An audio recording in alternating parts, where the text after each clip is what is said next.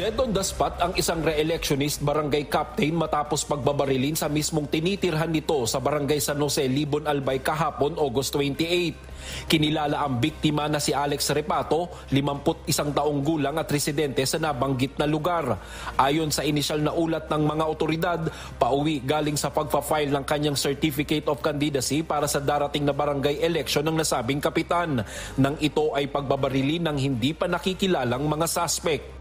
Patuloy ngayon ang isinasagawang investigasyon ng Libon Municipal Police Station sa nangyaring insidente.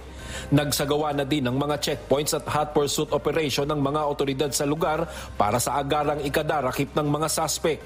Noong nakaraang linggo, isang barangay kagawad din na nagpaplano sanang tumakbo bilang kapitan ang napatay sa nasabing bayan.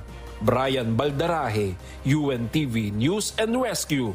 Diyos ang aming sandigan, serbisyo publiko ang aming pinahahalagahan.